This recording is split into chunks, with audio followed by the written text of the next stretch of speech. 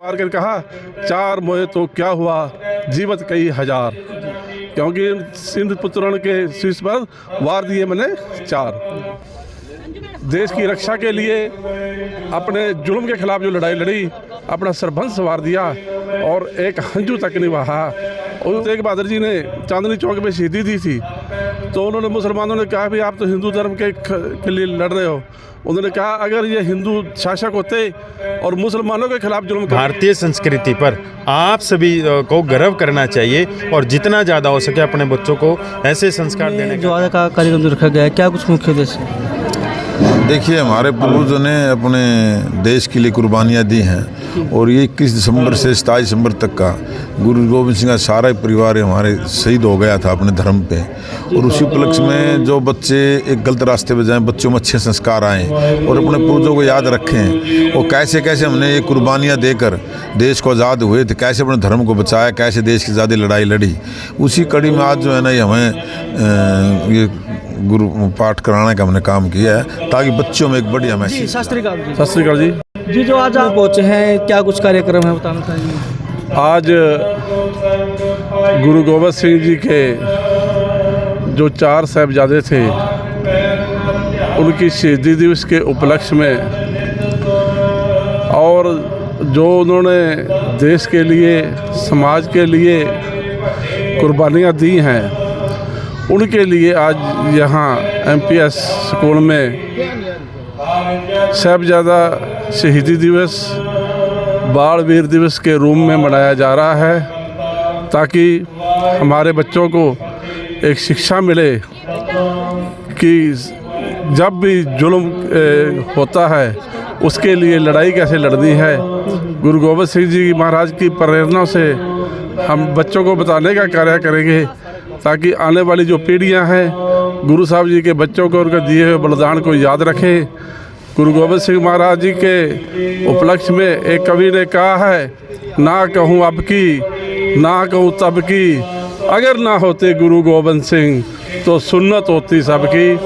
इसलिए उन्होंने जो देश की रक्षा के लिए अपने जुल्म के खिलाफ जो लड़ाई लड़ी, अपना सरबंस वार दिया और एक हंजू तक नहीं बहा।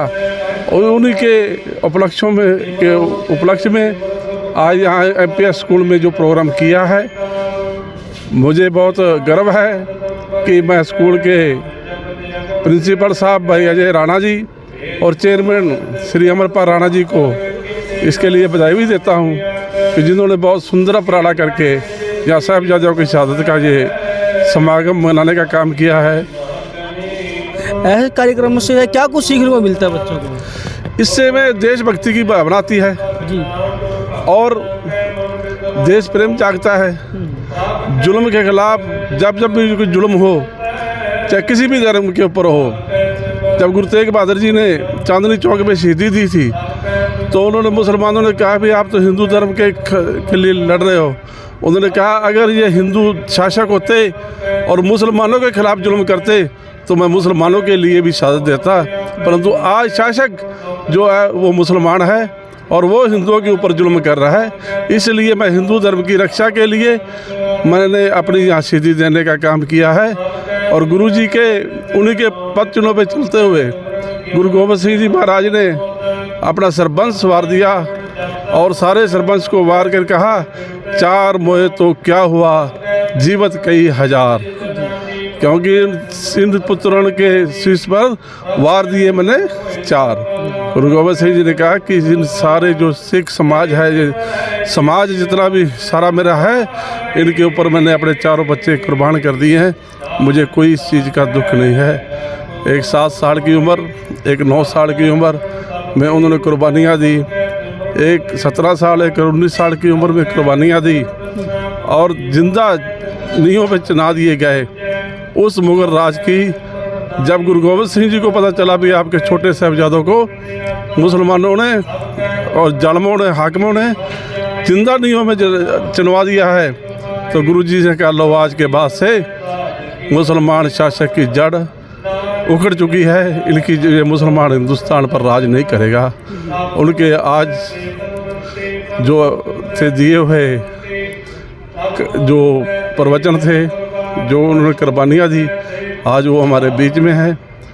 आज सारा मुझे बहुत खुशी है कि आज सारा समाज उनको ग्रहण करके आने वाली जो अच्छाइयाँ हैं उनको ग्रहण कर रहे हैं और जो बुराइयाँ हैं उनको त्यागने का काम कर रहे हैं। जो गुरुद्वारों में है सिर पे कपड़ा होता है और वीडियो सिगरेट अनिवार्य नहीं होती है, इसके बारे में बताइए। ऐसे है जी, नशा तो कोई भी है जी वो किसी धर्म में भी अनिवार्य नहीं है। जी जी जी किसी भी साधु संत ने नशा करने के लिए नहीं कहा, किसी भी महापुरुष ने नशा करने के लिए नहीं कहा। और जो नशा करने की जो प्रथा है ये कुप्रथा है। इसको हटाने के लिए गुरु गोविंद सिंह जी ने कहा था भाई, ना तो कोई सिर्फ ये बीड़ी सिगरेट की बात नहीं है, उन्होंने सभी नशों से गुरेज किया है। भाई जितने भी समाज के खिलाफ ये नशे हैं उन सबको आपने नहीं धारण करना।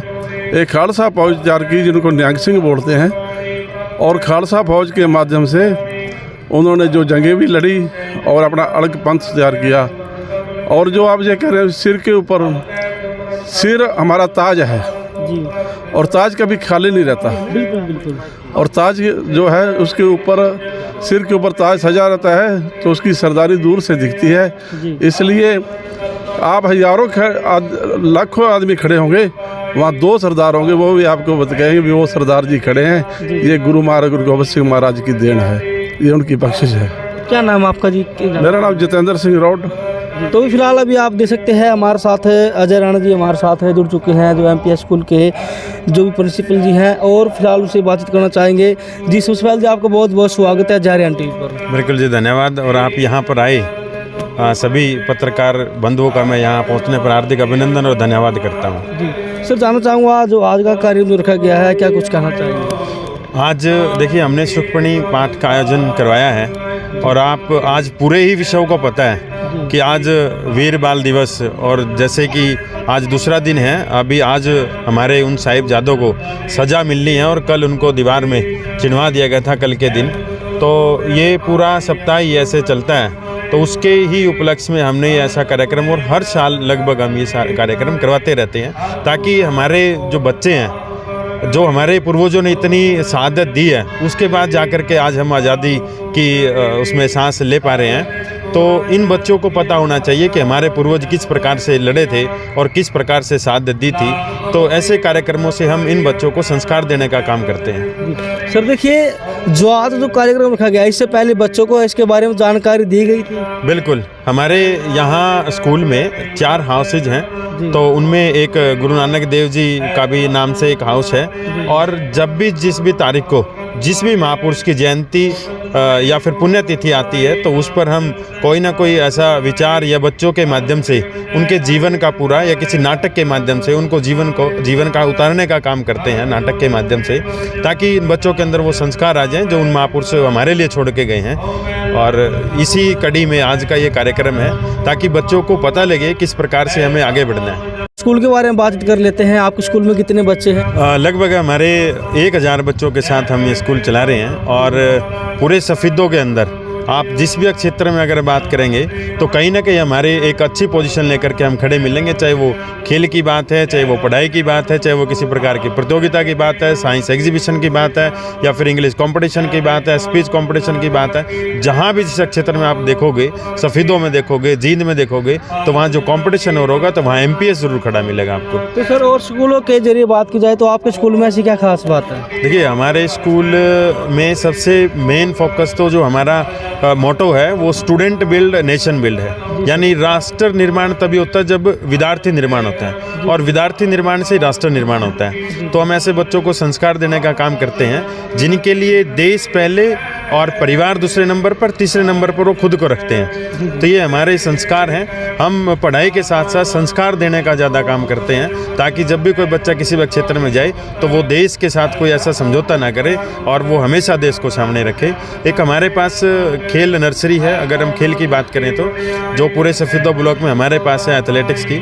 और आज मेरे बच्चे, एक मेरी गुड़िया है जो नेशनल लेवल तक गई हुई है, और 2-3 बच्चे ऐसे हैं जो shot put, hammer throw, discus throw, javelin throw, इनमें सभी में एक हरियाणा में कहीं ना कहीं कोई ना कोई पोजीशन लेके रखते हैं। और हरियाणा में अगर खेल की दृष्टि से एथलेटिक्स में बात करेंगे, हरियाणा के किसी भी कोने में जाकर अगर एमपीएस के बच्चों का नाम पूछोगे, एथलीट का नाम पूछोगे, तो वो कहीं ना कहीं हमारे एथलीट वो आपको मिलेंगे। यानी कि ये खेल के मामले में बच्चों पर पूरा ध्यान दिया जाता है। खेल के मामले में भी जी, संस्कार के मामले में भी। अभी मैं आपको ताज़ा बता देता हूँ, अभी हमने जो ग्रीष्मकालीन छुट्टियाँ गई हैं, जी जी। मेरे किसी भी बच्चों को आप रास्ते में रोक के पूछ लेना, उनके 7 पीढ़ी के नाम, वो अपनी 7 पीढ़ी के नाम बता देंगे। जैसे कि महापुरुष तो हमेशा करते ही रहते हैं हमने एक काम दिया था अभी कि अपने परिवार में 7 पीढ़ी 8 पीढ़ी में कोई ना कोई ऐसा प्रेरणा स्वरूप काम रहा होगा जो हमें प्रेरणा देता है। तो अभी हमें गांव से 2-3 स्टोरी ऐसी मिली जो आपको मैं बता दूं। 2 आदमी गए थे यहाँ से पैसे लेकर के, और वो हल लेने के लिए गए थे कि किसानों का वो क्या करेंगे किराया और अपना घर चलाएंगे।